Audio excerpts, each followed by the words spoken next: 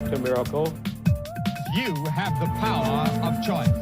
Believe on the Lord Jesus Christ.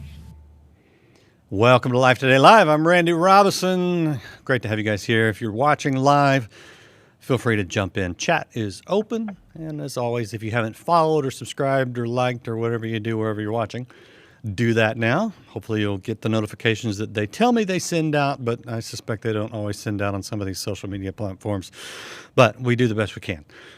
Great to have you. We're going to talk about something today that I think, you know what, okay, here's something you just need to know. A friendly reminder. I know you probably know this if you're a Christian, but God's economy is not the world's economy.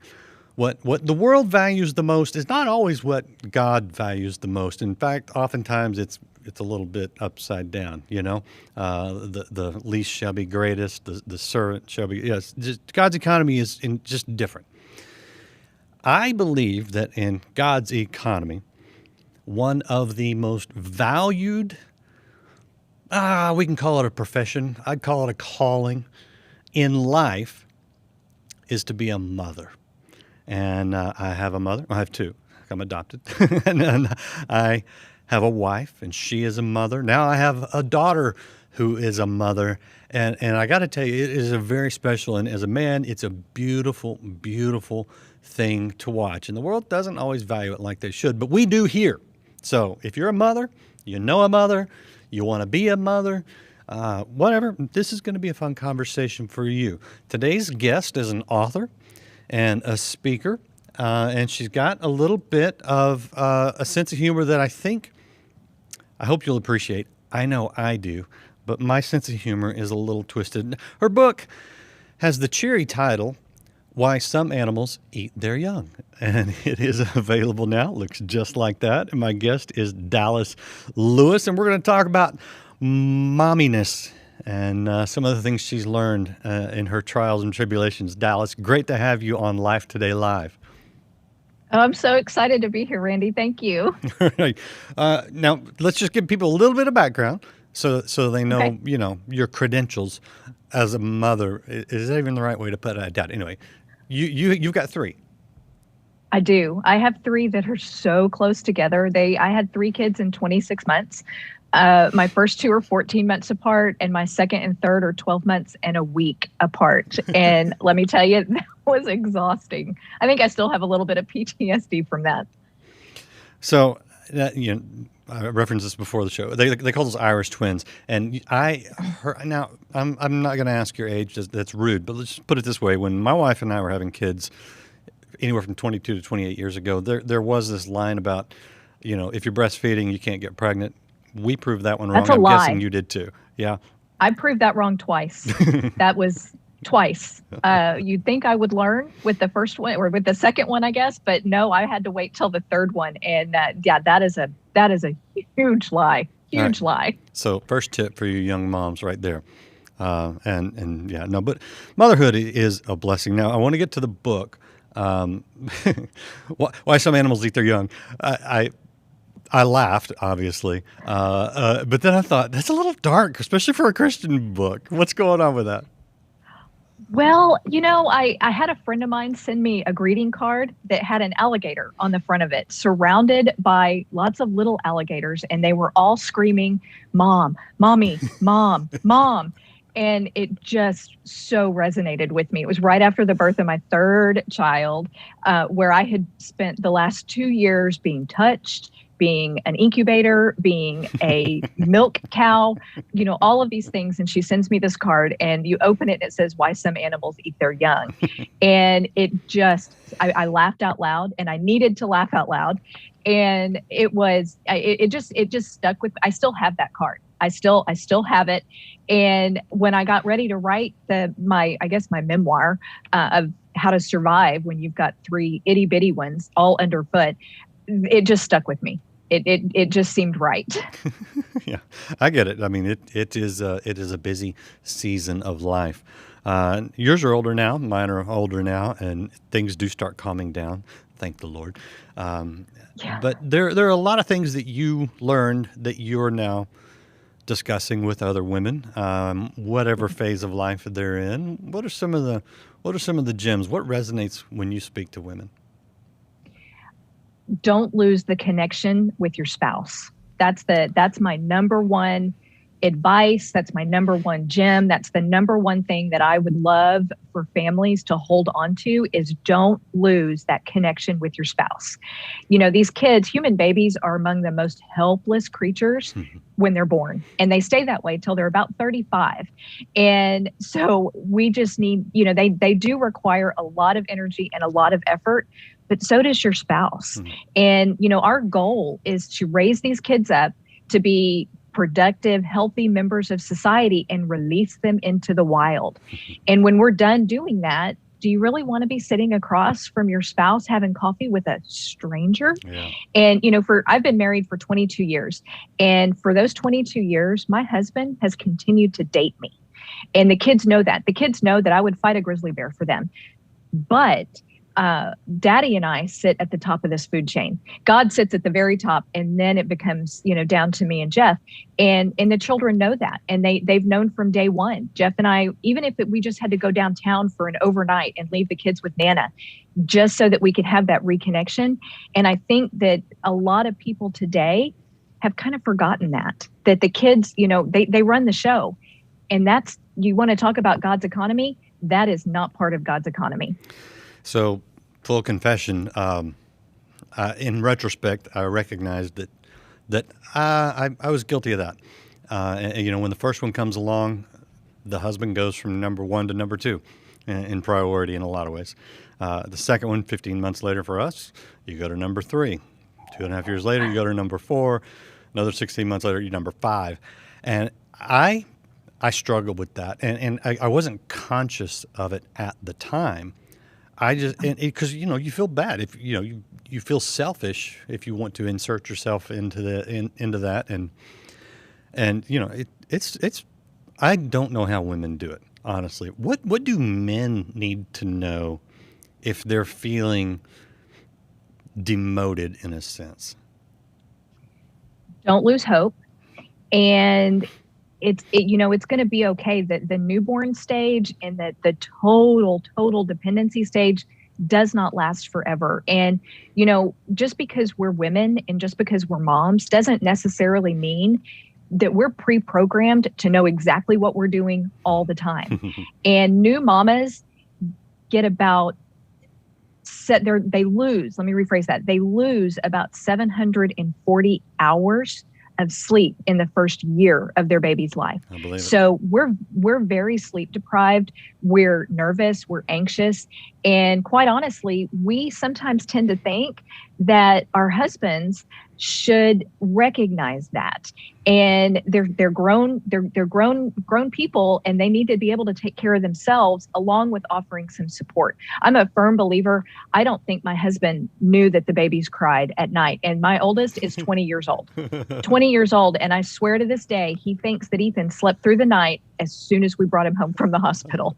So just be cognizant that, just because we're mamas doesn't mean that we innately know what to do with these kiddos. Yeah, and I was a 20-something at the time, and which means not really that bright in a lot of ways. And yeah, these are things I didn't know. So no, this is definitely healthy. When I would take my wife on a date, because her mother lived in the same town as us at the time, we lived in Oklahoma.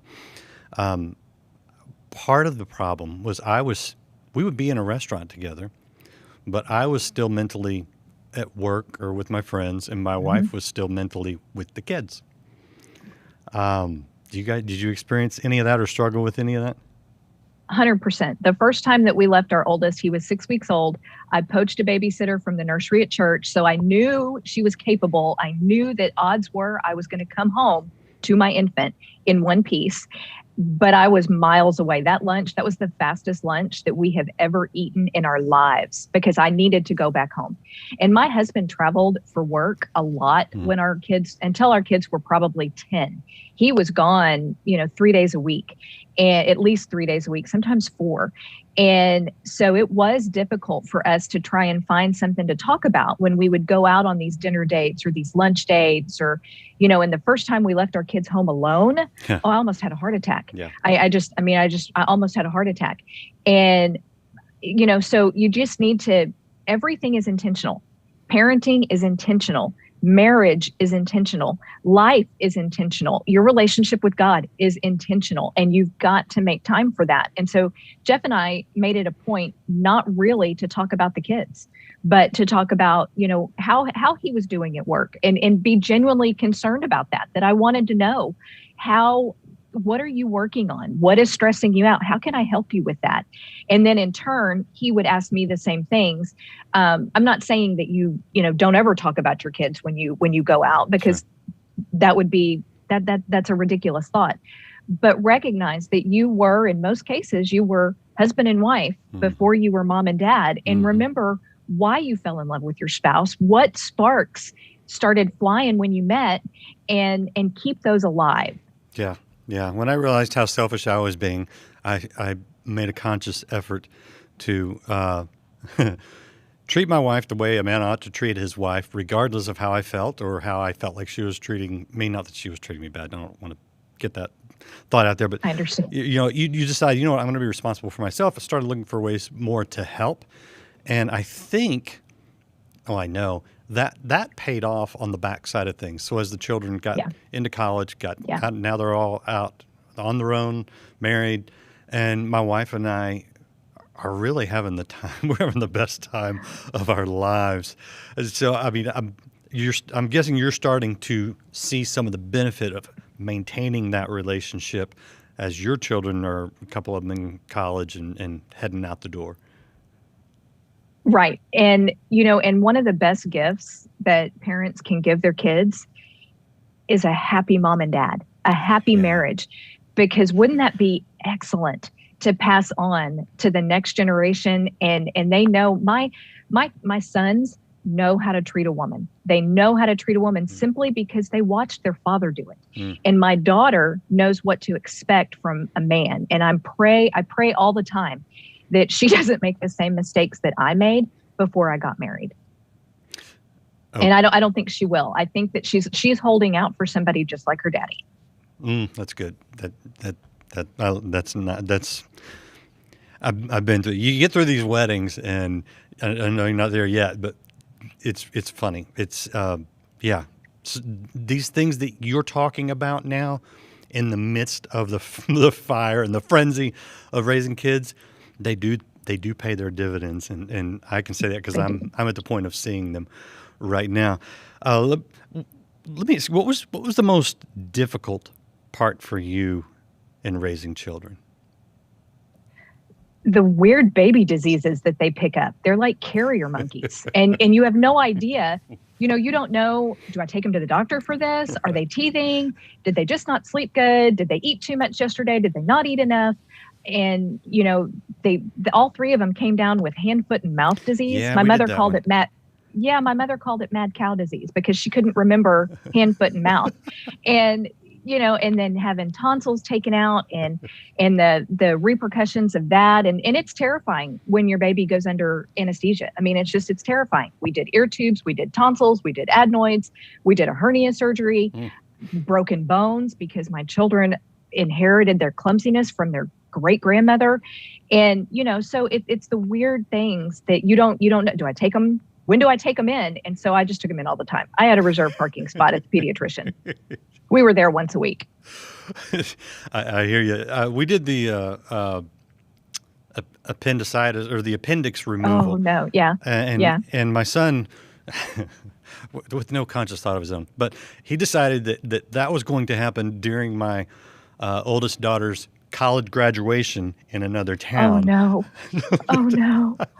Oh, my. Yeah, we went to a clinic, and they said, you got to go to the hospital. I called the hospital, which was about 30 minutes away, and they said, it's about a 2-hour wait. And I said, it's about a little over an hour back home, which I made in under an hour. Fortunately, I didn't get pulled over. So, yeah, it's really funny. It's crazy. It's like the line in Planes, Trains, and Automobiles when you get on the other side of it, my age, because you look at your spouse and you go, we can laugh about it now because we're all right. So that is it.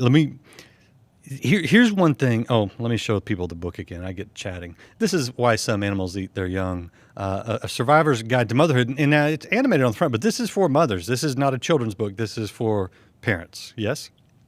100%. This is for moms. Let your husbands read it. This is for dads. It may freak them out a little bit, but it might give them some insight on your mental state and what exactly you're struggling with. Because if you're a stay-home mom like I was, Jeff and I, that was the path that we chose before we even got married. We talked about these things, and we decided that I was going to stay home with the kids. I really, it was something, praise God, we were able to do. And then in daycare was too expensive for 3 infants. Mm-hmm. So I would be working to pay daycare, and that wouldn't do it. But it gives dads a little bit of insight about what moms are going through. So go ahead and read it. Yeah, we did the same thing because, yeah, you're right. The economy just doesn't work out when you have that many that close, especially. I really want to hit this because I think it's critical. And you mentioned the showing your kids parents who love each other being a crucial mm-hmm. thing, and it is. Maybe you've hit this. I'm guessing you have with your oldest, but we raised our kids in a Christian home. We went to church. We tried to model what Scripture says a household should look like, and that's all my kids knew. And then they start to get out on their own a little more. They saw it in high school, definitely, but in college as well. They realize we're a little different. This is not how most kids are being raised these days. And many of them not in a 2-parent home, and many of them not in a Christian home. Many of them in a home where the parents did not love each other. Are you getting some of that feedback at this point? Fortunately, not a ton. Okay. My children attend Texas A&M University, mm-hmm. and fighting Texas Aggies. No, hook them. No, I can't do it. I got to hook them. A&M, it looks like this. Saw them off. Oh, I've got the T-shirt that says saw them off. So anyway. I know. And my kids do the same thing to me. Everybody outside of Texas is like, what? What is going on? I don't understand this. Google it. Texas college rivalries. Yeah. And so, but my children, they went, the high school that they went to a parochial high school. Okay. And it's like their entire graduating class got up and moved to A&M with them. And so they have kept the same set of friends since first grade. Wow. These kids have all been together, and we all go to the same church. They've been in the same school. And so our kids' closest inner circle of friends were raised by the same type of situation. And to the point, I mean, I'm a firm believer that it takes a village to raise kids. Mm-hmm. And we were very blessed to have that village. Our friends have no problem disciplining our kids, and I have no problem disciplining their kids. And that's the environment that they grew up in. My oldest has had a long-term girlfriend since sophomore year in high school. Wow. They've known each other since 2nd grade. And we know her family. And she spent so much time with us. Ethan says I've corrupted her, that she's just like me. And they know what it is that they want. And as a mom, I could not be more excited that my daughter is going to college because her daddy told her she needed to. But what she really wants to do is get married and have babies and have the life that she grew up in. And that's the highest compliment, I think. And you guys are highly unusual. I guess you probably realize that. Yeah, but I do. Yeah, that's great. Let me ask you one thing, because in today's culture there is mm-hmm. this idea I hear a lot, and we, it was one that hit us when we were having kids as they were kind of growing up, especially when they get in their teen years, and that's the idea that especially women. My daughter's my best friend, and mm-hmm. and I kind of hear that, but part of me is also going, you're not supposed to be the friend. Not that you're not friendly, But there's just a difference. Am I wrong to think that striving to be your child's best friend is maybe not your calling as a parent, as a mother? No, you're 100% right. I am not my kid's friend. I'm getting to be that now. My daughter is almost 19, right, and I'm getting to that point. But me, as an older woman, won't say my age, I'm still afraid of my mother. If my mother called me and told me to do something, she says jump, my first response is how high? Because that, I was raised that way. And my kid, it doesn't mean that I wouldn't do anything for my kids, but I am not their friend, especially when they were little. Right. Fifth to eighth grade was awful with my oldest. Awful. It was terrible. And we lived through it. He lived through it. But not before I took the door off of his bedroom and I took everything out of his room, because he was a demon, and he knows that. He looks back at it now and he's like, Mom, I'm so sorry. And I went, that's okay, because one day you're going to have one just like you, and then you're going to have to do that. But I think in today's society, everybody, they've got it backwards. They've got it backwards. We are supposed to be in charge of our children. Our children, honestly, if you really want to get down to it, they don't belong to us. They are on loan to us from God. And what would God expect us to do? God is our Father. He disciplines us. He directs us. He guides us. And that is our job to do with our kids. We can be friends with them later. Yes. But as long as they're on my payroll, I'm still head cheese in charge. Yeah. And I can attest to that, because we are seeing that with our children in their 20s. But you're right. It's a whole different role when you're the parent and their children, because, we all know the scriptures says, train up a child in the way they will go. Yes. When they're old, they won't depart from it. There's this whole in-between period where they're not old, where you just wonder sometimes. But that first word is train. Training is not dating. I mean, not in a weird way, but it's not the friend thing. Training is the coach, in my world, on the football field, making you do things that you don't think your body can do, and showing you how to do things right, and keeping you in line. And I do think a culture that forgets that. And this is all just biblical wisdom on how to raise children. Yeah. And a culture that forgets that, you don't reap good things. And when you do it God's way, you just reap it. And you don't. So, okay, your kids sound like perfect little angels. Except for the demon from 5th to 8th grade. But let me ask you this, because this is where I think a lot of parents struggle. And I know we did at times with different ones of ours, and we still have. Mine aren't quite perfect. They're pretty close to it. Not quite. But sometimes when you're doing things that you think are God's way, you're doing your best, you wonder, am I doing this right? Because you're not seeing it. You ever hit those times where you're just not seeing it, and you're like, I don't know if this is working? Yes. The thing about it is that, it's so much easier to let those kids do whatever they want. It is. They don't want to do their homework, so they want to watch TV. They don't want to do their chores, so they want to go do something else. And it's easier to let them do that. But that is not what's best for them. Mm-hmm. And it takes a lot of energy that you don't always have as a parent to be consistent. That is true. And your kids know that. They know if they can push your buttons to a certain point that you're going to give in, and you're going to just throw your hands up and say, fine, do whatever you want. My daughter, when she was in elementary school, got upset with me for something and stomped up my stairs. And I let her get to the top of the stairs, and then I brought her back down and said, now then, walk up my stairs the right way.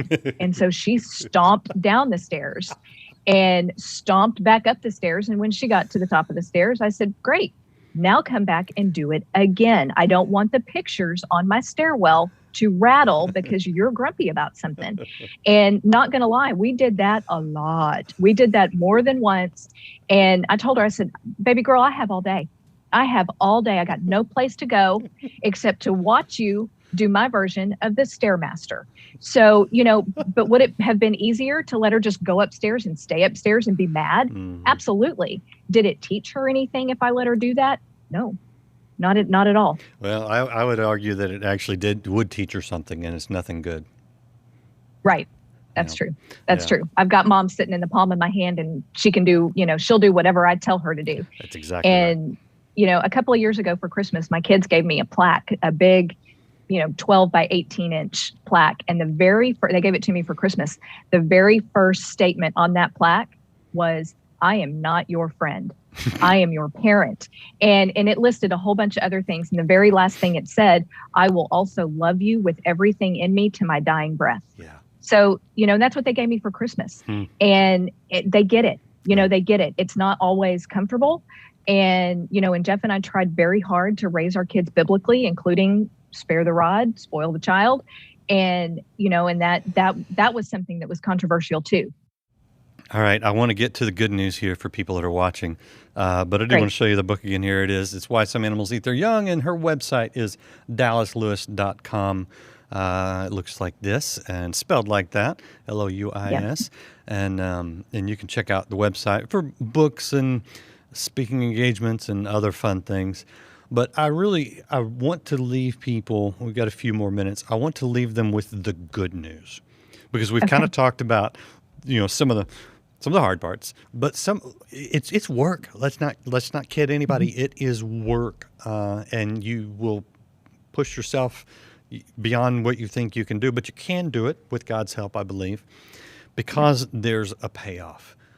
There is a huge blessing of a payoff when you raise kids God's way. At least do your best. God doesn't expect perfection from us. He can make up for our mistakes along the way, but we just need to be oriented the right way.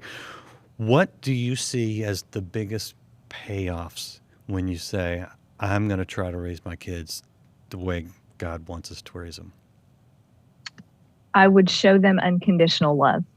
And they would know beyond a shadow of a doubt how much they were wanted, even though they came a little bit surprising fashions, but how much they are loved, how much they are wanted, and that their home is a safe place. It's a safe place. And I wouldn't go back and change anything. I didn't sleep for a decade. I'd do it all over again. I would do it all over again. I can't imagine my life without my children. I can't. There's not there wasn't a better option for me. It wasn't ever that I can't believe I'm on this path, and I would change it, for a beach in Tahiti. I would never change a thing. And the kids know that, and they love me for it. They respect me for it. And they actually want to imitate that in their own lives. And it's wonderful. Yeah, that's the highest compliment. Highest compliment for sure. Yeah. And won't be too long before they'll graduate A&M, which means they'll have good jobs because A&M does that. University of Texas, not so much. But come on. but they'll be calling you, going, Mom, how do I? And that's a blessing. Yeah. That's a blessing. It is. All right. This has been fun, and I hope it encourages all the mothers out there. Now, tell me a little bit about some of the speaking that you do, because you talk to a lot of women's groups and mothers and things like that. You were part of MOPS for a while, weren't you? A long time I was part of MOPS. I was even a field leader back in the day when they called them field leaders. Nice. I had all of Southeast Texas. So I trained leaders how to be leaders. And I talk about just about everything that a particular group or church wants me to talk about. But I've got some staples about a mother's heart and trying to be super mom and, trying to just be the without sounding like an army slogan, be the best you can be and in the calling that you're in. Well, that's good. All right. So if you guys are out there and you're wanting someone that can encourage your moms at your group, at your church, you can check out dallaslewis.com and book her. Anything I missed? I appreciate your time. This has been fun. I've enjoyed it. We've hit everything. Just go to Amazon, buy my book, and then bring me out to your event. I would love to come and hang out with you and visit with you. Have passport, we'll travel. We don't. I get the feeling that you really like hanging out with other moms. I do. I like the encouragement that I hope I can offer. Yeah. And because it's so in today's society, motherhood is very hard. And with social media, it looks like everybody's doing it better than you. And I just want to leave the mamas with this, that nobody is doing it right. Nobody's doing it right. We see our best, the best version of a fictional self on social media. So you're doing a great job, Mom. You're doing a great job. You are. And if you're a mother, as I started the program with you, it is the highest calling, I believe. Not for every woman, but if you are called to be a mother, then whew, wow, that's a big one. So check out the website, check out the book, and if you're a mommy, you're going to make it. Try to get some sleep, and join us again here next time on Life Today Live. We got more encouragement for you. We'll see you again here next time. Loves you so very much, and if Jesus loves you so very much, surely you are ready now to believe Him, to receive Him, and to receive the healing for body, mind, and soul.